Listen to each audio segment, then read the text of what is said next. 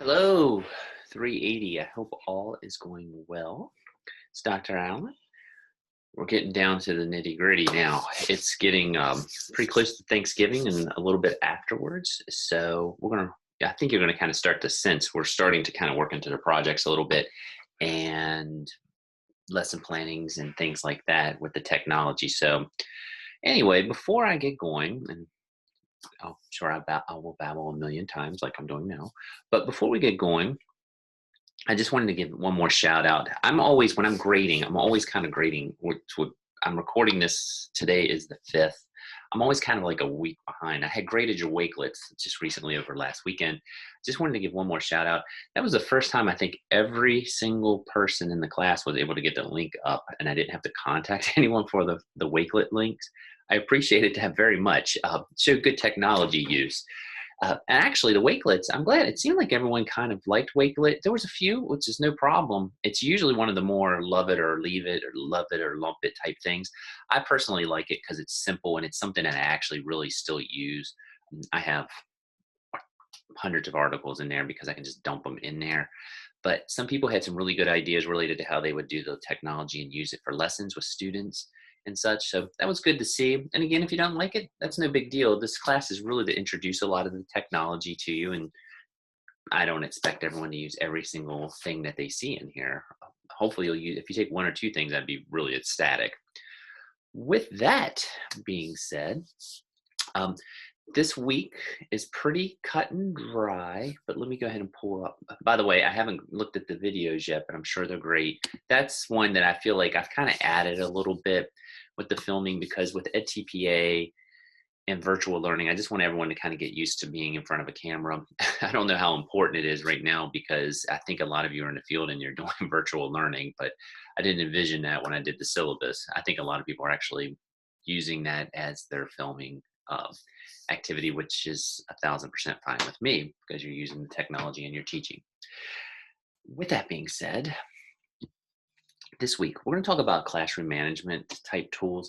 I will tell you there's no tech assignment due this week because I just want to share these classroom management techs. Some of them we've talked about, some of them you're just going to see.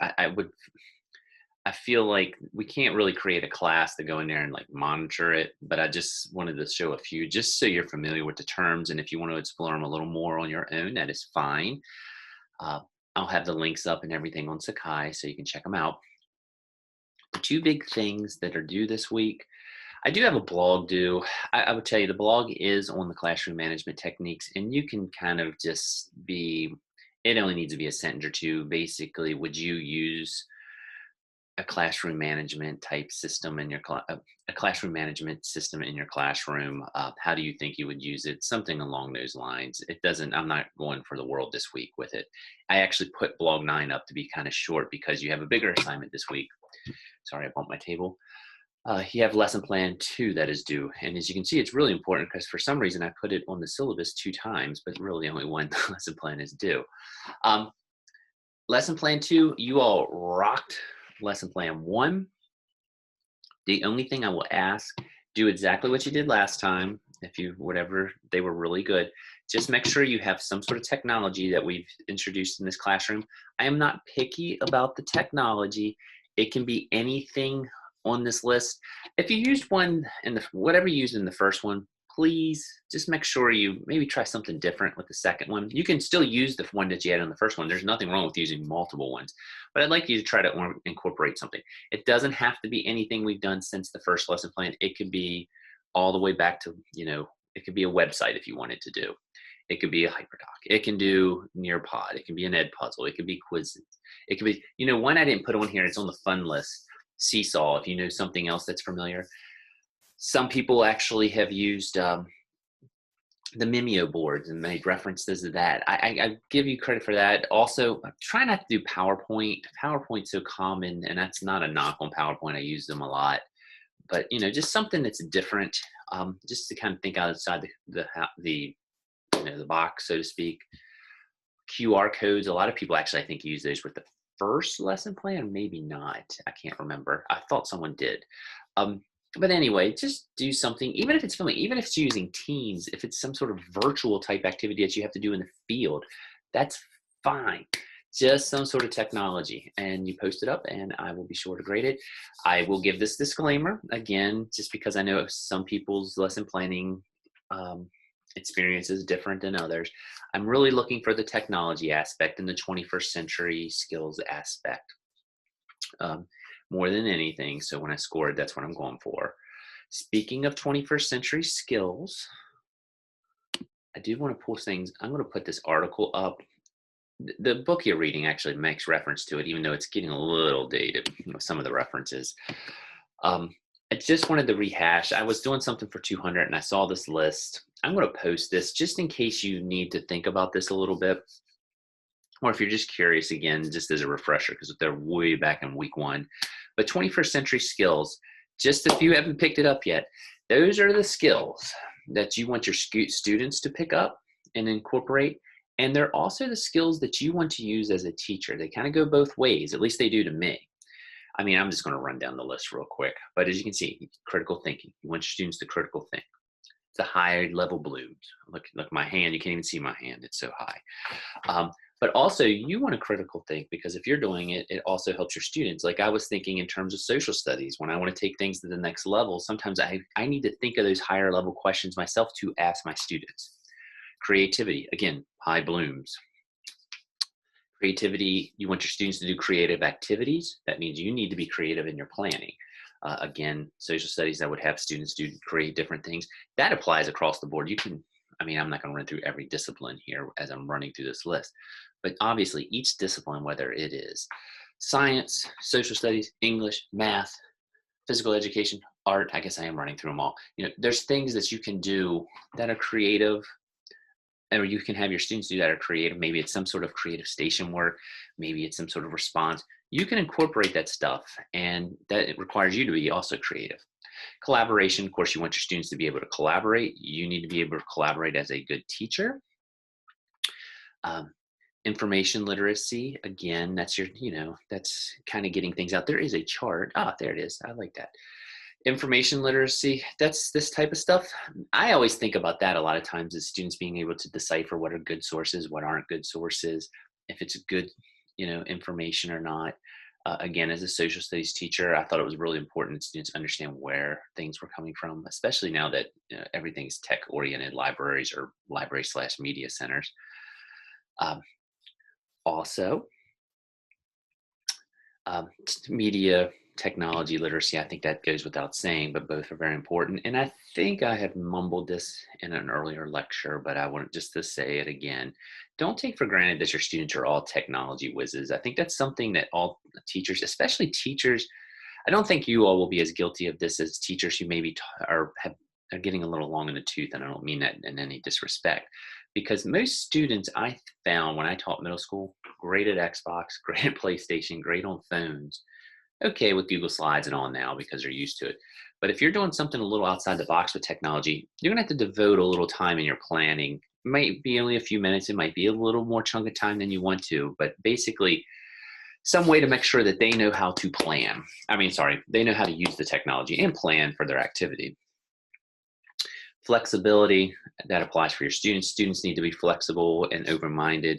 Same goes for you. I guess because I'm on a tangent because I thought of this when I was talking to Ed 200. But one thing about flexibility, to me, this is a personal thing. If you are flexible and you are organized, it will make your life so much easier as a teacher, no matter what you're teaching. I think those are two of the most important skills. The rest you can pick up along the way, but if you're flexible and willing to try new things, it opens a lot of doors. It will also save you a lot of stress as far as things. You want your students to incorporate that too and see other viewpoints and such, but flexibility is key. And I think that's something as educators, and I'm not saying I was innocent in this myself, but as educators, we get really locked into what we're comfortable doing, especially once you start teaching for 4, 5, 6, 7 years. So you always want to kind of keep that flexibility in mind. And of course, you want your students to be flexible too, willing to try new things.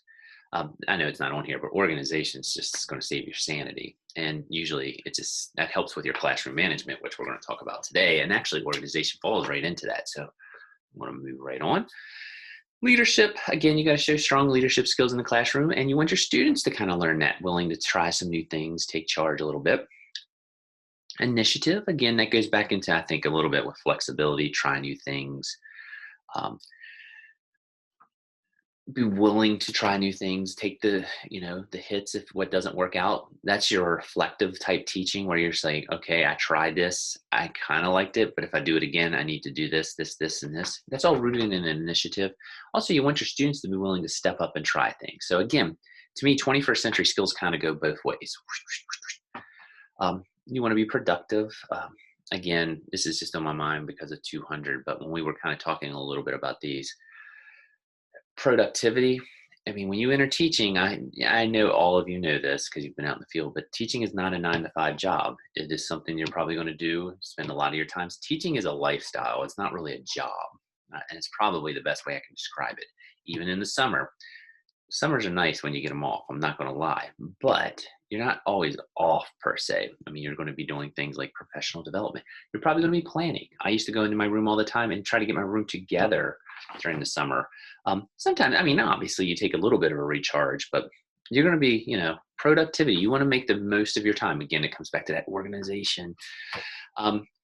Social skills, very important. I'm not saying that you have to be the most talkative person in the world, but you want to make sure that you can communicate with students, parents, and you want your students to be able to communicate with you and each other.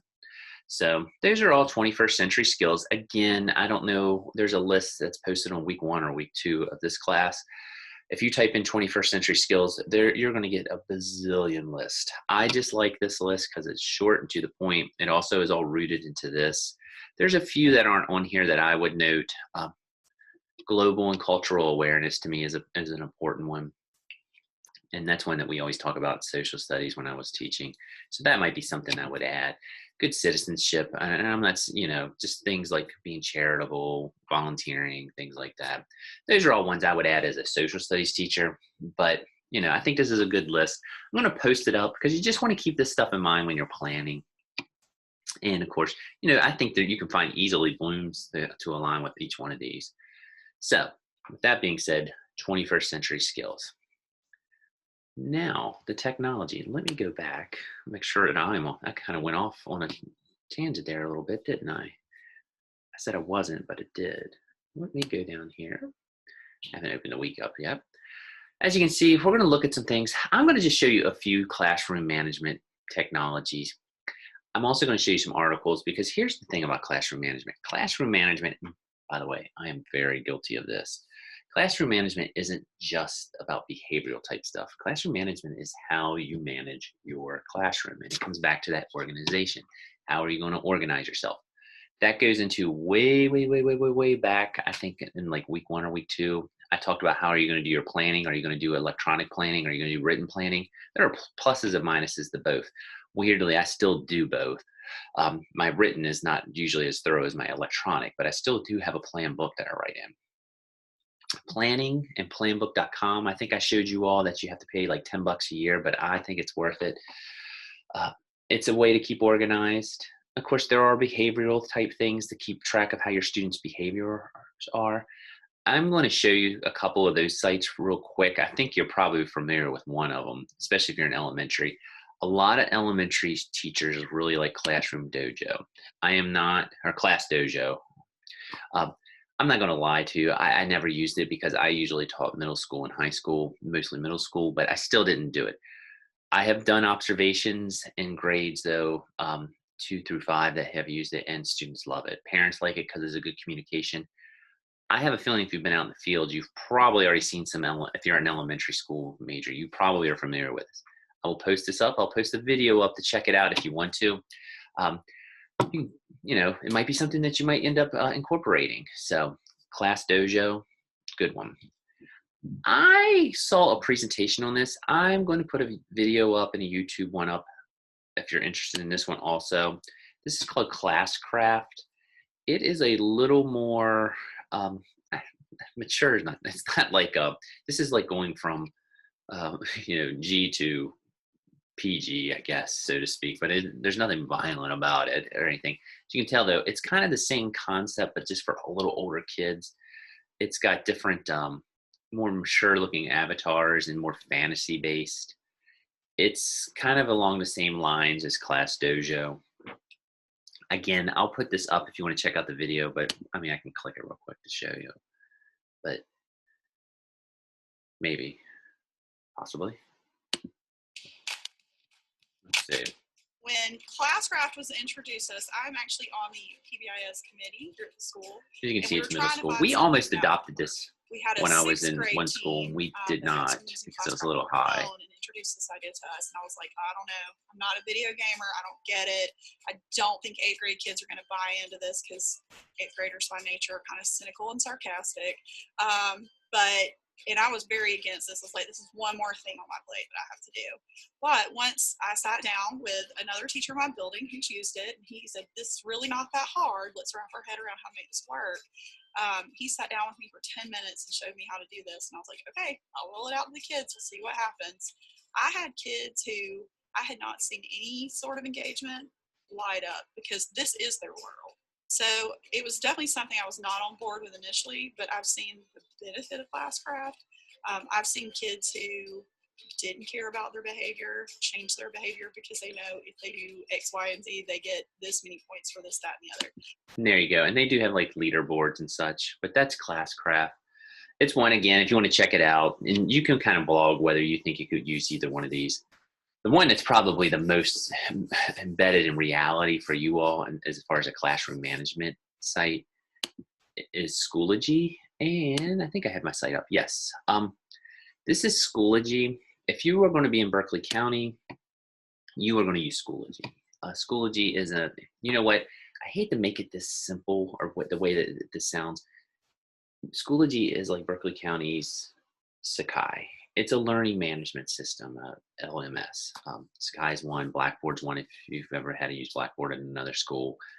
Schoology does this, but what it is, there's classes, it's a way that you can organize. You can see attendance, your membership. Attendance is part of your classroom management. You got to do it. Your lunch counts. You see they have Nearpod embedded in here. They have all their Microsoft OneNotes in there. Grades. It's where you keep your grades located. It's what parents can do. It's a lot of times where you do your announcements. Schoology. Here's what I want to tell you about Schoology. I used to make everyone create a Schoology account. It used to be free.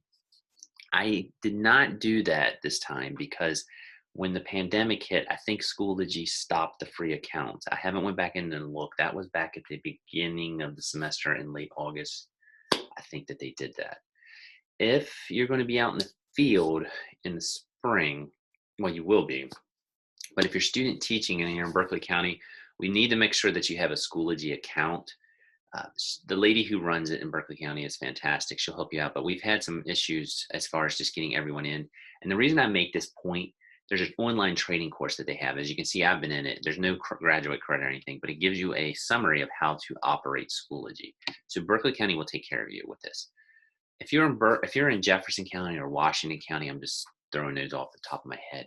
I believe they're both Google Classroom. I know, of course, 1,000% Jefferson County is. That's also a classroom management tool. It's where you put everything. It's where you organize everything.